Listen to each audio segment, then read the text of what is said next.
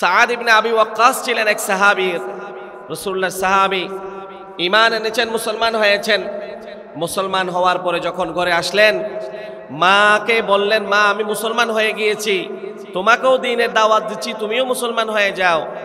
মা সাথে সাথে বললেন, আমার বাবা তুমি কি কাজ করলা? বাপ দাদার ধর্ম ছেড়ে দিয়ে মুহাম্মদের ধর্ম ছেড়ে কেন ধরলা কেন? আমি তোমাকে পরিষ্কার করে বলছি, তুমি মুহাম্মদের ধর্ম ছেড়ে দাও। যতক্ষণ তুমি মুহাম্মদের ধর্ম ছাড়বে না, ততক্ষণ আমি মা খানা খাবো না, বলে দিলেন। হযরতে সাদ ইবনে আবি ওয়াক্কাস বললেন, মা তুমি খানা না খাইতে পারো, কিন্তু আমি ঈমান ছেড়ে দিব না। হতে হতে 3 দিন হয়ে গেল। 3 দিন হওয়ার পরে মা একদম মুমূর্ষ অবস্থায় দুর্বল হয়ে পড়েছেন। হযরতে সাদ ইবনে আবি ওয়াক্কাস খাবার নিয়ে এসেছেন সন্তান মায়ের জন্য। বললেন, মা তোমার জন্য খাবার নিয়ে এসেছি, তুমি খাও। মা বললেন, তুমি যতক্ষণ ঈমান ছাড়বে না আমি খাবার খাবো না। সুবহানাল্লাহ। মায়ের সেবাও করতেছেন, কিন্তু সাথে সাথে ঈমানের পরীক্ষাও দিচ্ছেন। হযরতে সাদ ইবনে আবি ওয়াক্কাস মায়ের সামনে বললেন, ইয়া উম্মা, আমার প্রিয় মা, ইন কুনতি লাকা আলফু নাফসিন ফাখরাজাত মিনহা ওয়াহিদাতুন ওয়া ওয়াহিদাতুন মা তারাকতুল ঈমান। প্রত্যেকটি দায়িত্ব প্রত্যেকজন ব্যক্তির জন্য আমানত। একজন শিক্ষক, শিক্ষকতার পেশা দায়িত্ব, এটি তার কাছে আমানত। একজন ইমাম, ইমামতি মসজিদের, সেটি ইমাম সাহেবের দায়িত্ব। একজন মা, মাতৃত্ব দিয়ে সন্তানকে লালন পালন করা মায়ের দায়িত্ব। একজন রাষ্ট্রনায়ক, রাষ্ট্রের গুরু দায়িত্ব তার, রাষ্ট্রের দায়িত্ব পালন করা তার কাছে আমানত। এরকম প্রত্যেকটি দায়িত্ব তার কাছে আমানত। এই আমানতকে রক্ষা করা, হেফাজত করা ফরজ।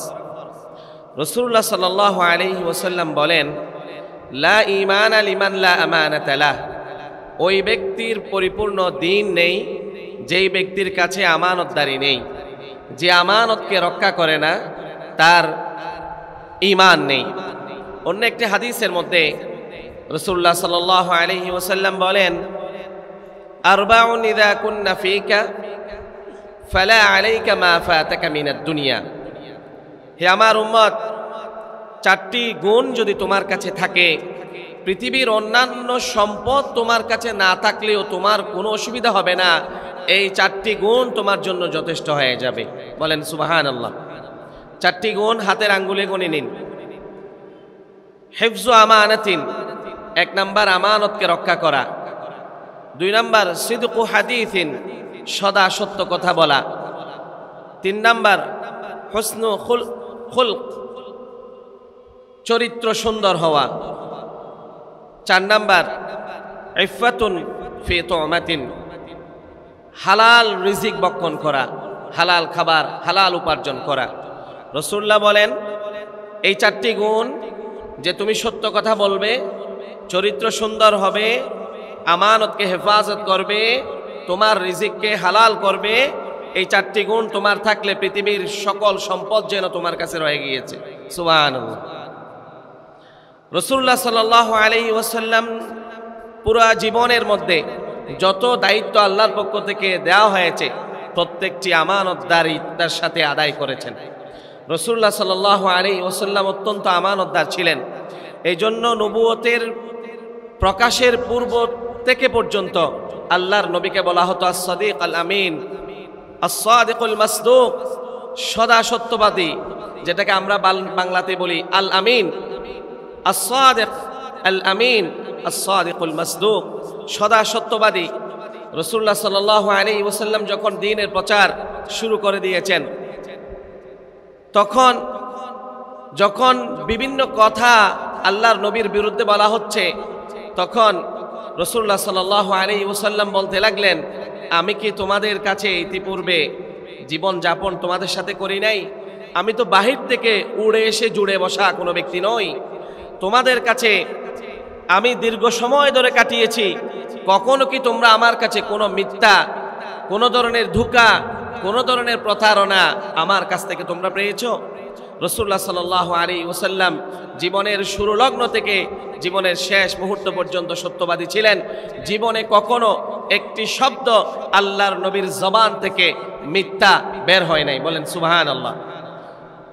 হযরত আব্দুল্লাহ রাসূলুল্লাহর সাহাবী আল্লাহর নবীর হাদিসগুলো লিখতে থাকতেন। রাসূলুল্লাহর সাহাবী হযরত আব্দুল্লাহ রাসূলুল্লাহর কথাগুলো লিখতেন, প্রত্যেকটা কথা লিখেন। এক সময় কুরাইশের কিছু লোকেরা বলল, তুমি যে মুহাম্মাদের কথা প্রত্যেকটা লিখো, কেন লিখো? বলে, আমি আমল করার জন্য লিখি। তো কেউ কেউ বলল, মানুষরা যখন খুব রাগান্বিত হয় কথা উপর নিচে হয়ে যায়, মানুষ যখন আবেগের বশীভূত হয় কথা উপর নিচে হয়ে যায়। নবী মুহাম্মদ সাল্লাল্লাহু আলাইহি ওয়াসাল্লাম তো অনেক সময় রাগান্বিত হন, তাহলে ওনার কথাও কি উপর নিচে হতে পারে না? উনি তো অনেক সময় আবেগে চলে আসেন, ওনার কথা কি উপর নিচে হতে পারে না? তুমি কেন প্রত্যেকটা লিখো?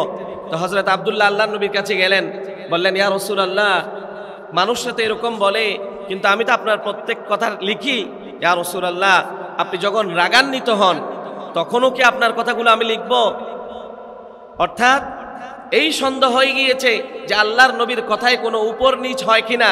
রাসূলুল্লাহ সাল্লাল্লাহু আলাইহি ওয়াসাল্লাম আখাযা, নিজের জবান জিহ্বা ধরলেন, নিজের আঙ্গুল দিয়ে জিহ্বার দিকে ইশারা করলেন। এরপর রাসূলুল্লাহ বললেন, উকতুব ফাওয়াল্লাযী নাফসি বিয়াদিহি, লিখো লিখো, তুমি আমার কথা লিখবে, সেই আল্লাহর কসম যে আল্লাহর হাতে আমার জান রয়েছে, লা ইয়াখরুজু মিনহু ইল্লাল হক, এই জবান থেকে সত্য ছাড়া মিথ্যা কখনো বের হয় না। সুবহানাল্লাহ। রাসূলুল্লাহ সাল্লাল্লাহু আলাইহি ওয়াসাল্লাম আমানতদার ছিলেন।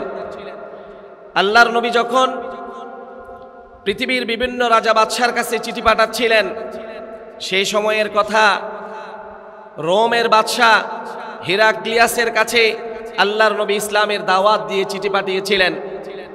হাদিস শরীফের মধ্যে যার নাম এসেছে হিরকিল, ইংরেজিতে বলা হচ্ছে হিরাক্লিয়াস, আল্লাহর নবীর চিঠি রোমের সম্রাটের কাছে পৌঁছে গেল।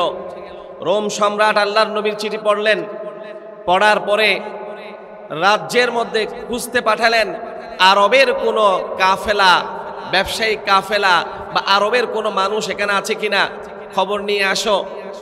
লোকেরা খবর দিল, হ্যাঁ হ্যাঁ, এক কাফেলা আছে, নিয়ে আসো। ওই কাফেলার মধ্যে হযরতে আবু সুফিয়ান ছিলেন, যিনি তখনও মুসলমান হন নাই।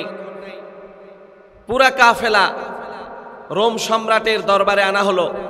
রোম বাদশার সৈন্য, মন্ত্রী পরিষদ সবাই উপস্থিত।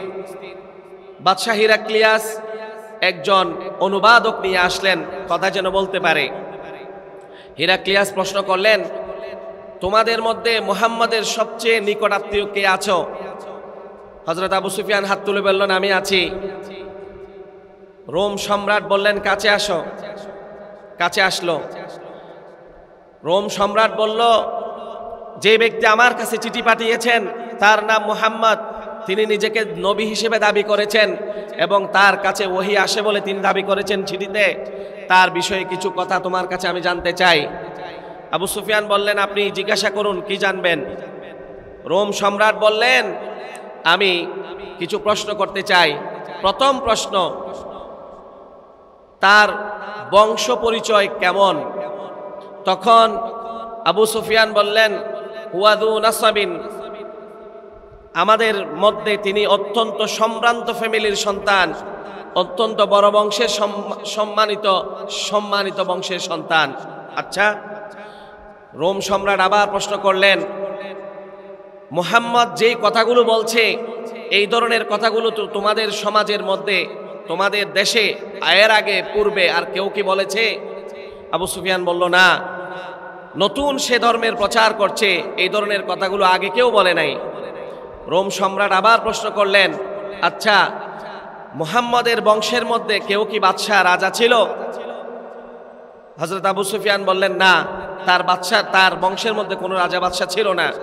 আচ্ছা, তাকে যারা অনুসরণ করে, রোম সম্রাট প্রশ্ন করলেন, তাকে যারা অনুসরণ করে তাদের অধিকাংশ কি গরিব মানুষ নাকি ধনী লোক? আবু সুফিয়ান বললেন, অধিকাংশ হচ্ছেন গরিব মানুষ। আচ্ছা, তাদের সংখ্যা দিন দিন কি বাড়তেছে নাকি কমতেছে? আবু সুফিয়ান বললেন তাদের সংখ্যা দিন দিন বাড়তেছে। তখন রোম সম্রাট পাল্টা প্রশ্ন করলেন, আচ্ছা তাদের মধ্যে যারা মুহাম্মদের অনুসারী হয়েছে, ঈমান গ্রহণ করেছে, মুসলমান হয়েছে, এমন কি কেউ আছে যে ইসলাম গ্রহণ করার পরে আবার ছেড়ে দিয়েছে? এরকম কি কেউ আছে? আবু সুফিয়ান বললেন, না, এরকম কেউ নাই। যারাই ইসলাম গ্রহণ করেছে তারাই মুহাম্মদের সাথে তার রশি আঁকড়ে ধরে আছে। সুবহানাল্লাহ। হযরতে সাদ ইবনে আবি ওয়াক্কাস ছিলেন এক সাহাবী, রাসূলুল্লাহর সাহাবী, ঈমান এনেছেন, মুসলমান হয়েছেন। মুসলমান হওয়ার পরে যখন ঘরে আসলেন, মাকে বললেন, মা আমি মুসলমান হয়ে গিয়েছি, তোমাকেও দ্বীনের দাওয়াত দিচ্ছি, তুমিও মুসলমান হয়ে যাও। মা সাথে সাথে বললেন, আমার বাবা তুমি কি কাজ করলা? বাপ দাদার ধর্ম ছেড়ে দিয়ে মুহাম্মদের ধর্ম ছেড়ে কেন ধরলা কেন? আমি তোমাকে পরিষ্কার করে বলছি, তুমি মুহাম্মদের ধর্ম ছেড়ে দাও। যতক্ষণ তুমি মুহাম্মদের ধর্ম ছাড়বে না ততক্ষণ আমি মা খানা খাবো না, বলে দিলেন।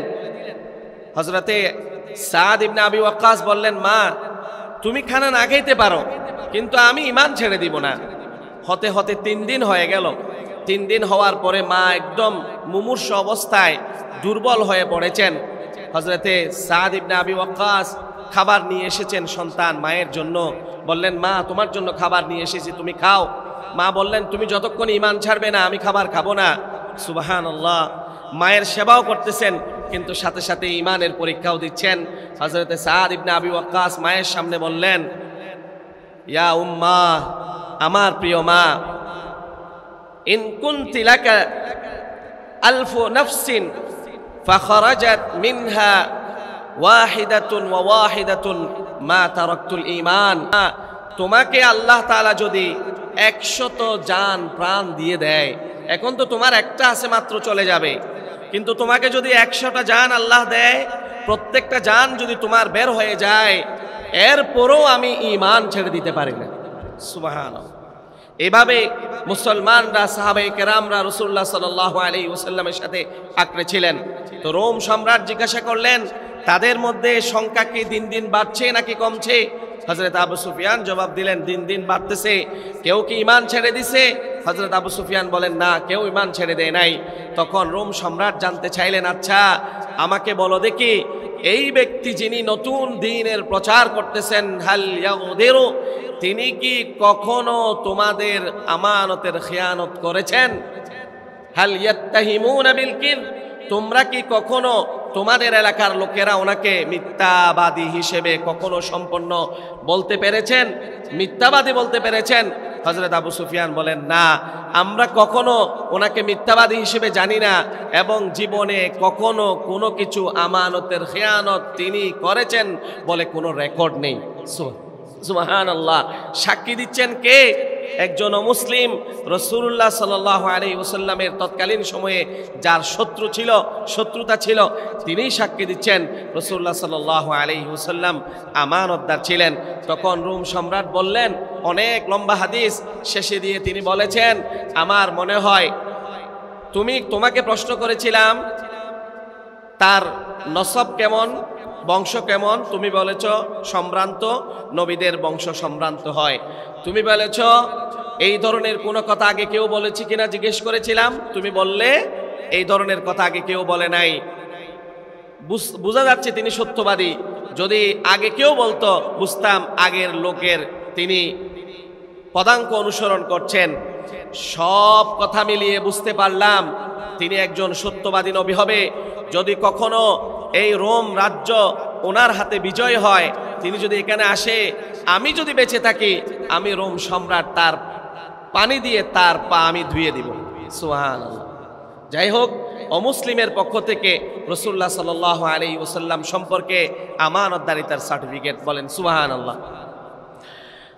রাসূলুল্লাহ সাল্লাল্লাহু আলাইহি ওয়াসাল্লাম যখন মক্কা বিজয় করলেন, মক্কা বিজয়ের করার পূর্বে যখন মক্কা হিজরত করে রাসূলুল্লাহকে বের হয়ে চলে যেতে হবে, আল্লাহর পক্ষ থেকে আদেশ এসেছে, হে নবী, মক্কার মধ্যে আর বেশি দিন থাকার সময় নেই, আপনাকে মদিনায় চলে যেতে হবে। আল্লাহর পক্ষ থেকে যখন ইশারা চলে এসেছে, রাসূলুল্লাহ সাল্লাল্লাহু আলাইহি ওয়াসাল্লাম রাত্রিবেলা মক্কা কাবার প্রান্তরে গিয়েছেন, কাবা শরীফের পাশে গিয়েছেন, একদম পাশে গিয়ে চাবি ছিল উসমান ইবনে তলহা নামে এক ব্যক্তির হাতে, মুসলিম। আল্লাহর নবী সেই ব্যক্তিকে গিয়ে বললেন, ভাই দরজাটা একটু খুলে দেন, কাবার দরজা খুলে দাও, আমি একটু নামাজ পড়ব। উসমান ইবনে তলহা বলল, না, তুমি আমাদের বাপদাদার ধর্মকে ধ্বংস করছো, মক্কার লোকদের মধ্যে ঝগড়া বিবাদ লাগাই দিছো, তোমার চাবি দেওয়া যাবে না, চলে যাও, বাহিরে নামাজ পড়ো। তখন রাসূলুল্লাহ বললেন, উসমান, একটা সময় তো এমনও আসতে পারে যেই দিন এই মক্কার ক্ষমতা আমার হাতে হবে এবং এই কাবার চাবি আমার হাতে থাকবে। তখন উসমান ইবনে তলহা বললেন, না, এই দিন কখনো হবে না। যদি এই ধরনের কোনো দিন আসে তাহলে নিশ্চয়ই কুরাইশ সেই দিন ধ্বংস হয়ে যাবে। রাসূলুল্লাহকে চাবি দেয়া হলো না, উসমান ইবনে তলহা চাবি দিলেন না।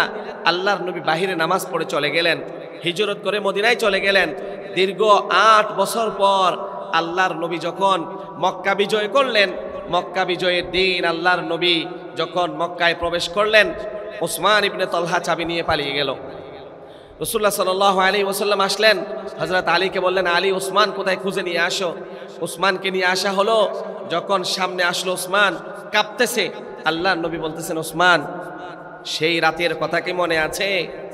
দীর্ঘ 8 বছর পূর্বে রাতের কথা তুমি স্মরণ করে দেখো, যেই দিন তোমার কাছে আমি চাবিটা চেয়েছিলাম কিন্তু তুমি আমাকে চাবিটা দাও নাই।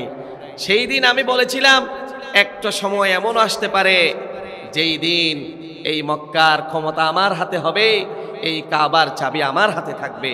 উসমান, দেখো আজকে সেই দিন চলে এসেছে, মক্কার ক্ষমতা আমার হাতে, এই চাবি এখন আমি চাবির মালিক, কি করবে বলো?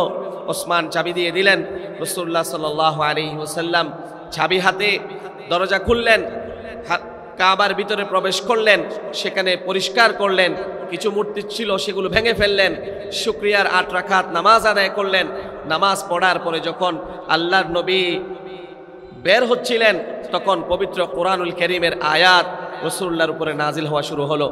ইন্নাল্লাহা ইয়া'মুরুকুম আন তু'আদ্দুল আমানাতি ইলা আহলিহা ওয়া ইযা হাকামতুম বাইনান নাসি আন তাহকুমু বিল আদল ইন্নাল্লাহা নি'মা ইয়া'iদুকুম বিহি ইন্নাল্লাহা কানা সামিআন বাসীরা। হে নবী, নিশ্চয় আল্লাহ আদেশ দিচ্ছেন, যার আমানত তার কাছে ফিরিয়ে দিন, এবং নিশ্চয় আপনি মানুষের মাঝে ইনসাফ ভিত্তিক বিচার ব্যবস্থা কায়েম করবেন। নিশ্চয় আল্লাহ তাআলা অনেক সুন্দর নসিহত করতে পারেন, আল্লাহ সব কিছু দেখেন এবং শুনতে পান। আয়াত নাজির হয়ে গেল। রাসূলুল্লাহ মক্কা কাবা শরীফের ভিতর থেকে বের হলেন। বের হওয়ার পর উসমান ইবনে তলহাকে ডাকলেন, বললেন, উসমান, আজকে থেকে এই চাবি আমার নয়, আজকে থেকে এই চাবি আবার আমি তোমার হাতে দিয়ে দিলাম। শুধু তোমার হাতে চাবি থাকবে এমন নয়, তোমার মৃত্যুর পর তোমার সন্তানদের হাতে চাবি থাকবে, কিয়ামত পর্যন্ত এই চাবির মালিক তোমরাই থাকবে। কেউ যদি তোমাদের থেকে এই চাবি নিয়ে ফেলে তাহলে সেই ইতিহাসে জালেম হিসেবে থাকবে। উসমান, আমি তোমার আমানত তোমাকে দিয়ে দিলাম। সুবহানাল্লাহ। যখন চাবি রাসূলুল্লাহ দিয়ে দিলেন, উসমান ইবনে তলহা 2 চোখের পানি ছেড়ে দিয়ে বললেন, মুহাম্মদ সাল্লাল্লাহু আলাইহি ওয়াসাল্লাম, আমি সাক্ষ্য দিচ্ছি আপনি সাধারণ কোনো মানুষ নয়, আপনি অসাধারণ মানুষ, মহামানব, দয়ার সাগর আপনি। যদি আপনি সাধারণ কোনো মানুষ হতেন, আপনার ভিতরে প্রতিশোধ পরায়ণতা থাকতো, আপনি নিশ্চয়ই আমার থেকে প্রতিশোধ নিতেন, কারণ ওই রাতে আমি আপনাকে চাবি দিই নাই। কিন্তু আপনি সাধারণ মানুষ নন, যেহেতু আপনি আমাকে চাবি ফিরিয়ে দিয়েছেন, বোঝা যায় নিশ্চয় আপনি আল্লাহর রসুল, আল্লাহর পক্ষ থেকে প্রেরিত পুরুষ। আমি আপনার উপর ঈমান নিয়ে আসলাম। সুবহানাল্লাহ। হযরত উসমান ইবনে তলহা রাদিয়াল্লাহু তাআলা আনহু হয়ে গিয়েছেন, সাহাবায়ে কেরামের অন্তর্ভুক্ত হয়ে গিয়েছেন। সুতরাং রাসূলুল্লাহ সাল্লাল্লাহু আলাইহি ওয়াসাল্লাম আমানতের হেফাজত করতেন। এরপর রাসূলুল্লাহর কাছে সবচেয়ে বেশি বড় আমানত ছিল ইসলাম, দ্বীন, কোরআন। বলেন, আল্লাহর নবীর কাছে সবচেয়ে বড় আমানত ছিল কি? ইসলাম, দ্বীন, ইসলাম। রাসূলুল্লাহর কাছে আমানত ছিল দ্বীন, ইসলাম। এই জন্য বিদায় হজের ভাষণে রাসূলুল্লাহ সাল্লাল্লাহু আলাইহি ওয়াসাল্লাম ভাষণ শেষ করার পর সাহাবায়ে কেরামকে প্রশ্ন করলেন, হাল বাল্লাগতু রিসালাতি, আমার প্রিয় সাহাবীরা, আল্লাহ তাআলা আমাকে যে রিসালতের দায়িত্ব দিয়েছিলেন সেই দায়িত্ব কি আমি পূরণ করেছি, আমি কি আদায় করেছি? সাহাবায়ে কেরামরা বললেন, নাম ইয়া রাসূলুল্লাহ, قد بلغت الرسالة وأدى الأمانة ونصحت الأمة وكشفت الغمة। হ্যাঁ ইয়া রাসূলুল্লাহ, আপনি আমানতের হেফাজত করেছেন, রিসালাতের দায়িত্ব পালন করেছেন, রিসালাত আমাদের কাছে পৌঁছে দিয়েছেন। যেই দিন, যেই ইসলাম, যেই বিধিবিধান আল্লাহ তাআলা আপনাকে দিয়েছেন, নিশ্চয়ই বিধিবিধানগুলো আপনি আমাদের কাছে পৌঁছে দিয়েছেন। সাহাবায়ে কেরামরা যখন রাসূলুল্লাহর পক্ষে সাক্ষী দিলেন, সাথে সাথে রাসূলুল্লাহ দুই আকাশের দিকে তাকিয়ে বললেন, আল্লাহুম্মা আশহাদ, আল্লাহুম্মা আশহাদ, আল্লাহুম্মা আশহাদ, যে আল্লাহ আপনি সাক্ষী থাকেন, আপনার দেওয়া আমানত আমি তোমার বান্দাদের কাছে পৌঁছে দিয়েছি। সুবহানাল্লাহ। রাসূলুল্লাহ সাল্লাল্লাহু আলাইহি ওয়াসাল্লাম দ্বীনের যে দায়িত্ব নিয়েছিলেন, পরিপূর্ণ দায়িত্ব উম্মতের কাছে পৌঁছে দিয়েছেন। সুবহানাল্লাহ। তাহলে রাসূলুল্লাহ সাল্লাল্লাহু আলাইহি ওয়াসাল্লাম আমানতদার ছিলেন। সময় শেষ। রাসূলুল্লাহ সাল্লাল্লাহু আলাইহি ওয়াসাল্লাম একদিন রাতে শুয়ে আছেন, বিছানায় ছটফট করছিলেন। হযরতে আয়েশা বললেন, ইয়া রাসূলুল্লাহ, ঘুম হচ্ছে না কেন? বলেন, আয়েশা, আমার কাছে 7টা দিনার ছিল দিনের বেলা, মানুষকে পৌঁছে দেওয়ার জন্য 6টা পৌঁছে দিতে পেরেছি, একটা এখনো রয়ে গিয়েছে, সেই কারণে আমার ঘুম আসতেছে না। সুবহানাল্লাহ। মানুষের আমানত ছিল রাসূলুল্লাহর কাছে, সেজন্য ঘুম আসছে না। আল্লাহর নবী একটা দিনার, সেটার জন্য ঘুম আসছে না। তার মানে কি? রাসূলুল্লাহ সাল্লাল্লাহু আলাইহি ওয়াসাল্লাম আমানতদার ছিলেন। এটার থেকে আমরা আজকের আমাদের এই মেসেজ হচ্ছে, আমাদের যার কাছে যে আমানত রয়েছে, সন্তান আমার কাছে আমানত, হেফাজত করতে হবে। শিক্ষকতা আমার কাছে আমানত, হেফাজত করতে হবে। ব্যবসায়ী পার্টনারের ব্যবসায়ী সম্পদ, আরেক ভাইয়ের সম্পদ আমার কাছে আছে, আমানত, হেফাজত করতে হবে। এভাবে যত আমাদের দায়িত্ব রয়েছে, প্রত্যেকটা আমানতের হেফাজত করতে হবে। আল্লাহ রাব্বুল আলামিন আমাদেরকে তৌফিক দান করুন, আমিন। ওয়া আখিরু দাওয়ানা আলহামদুলিল্লাহি রাব্বিল আলামিন।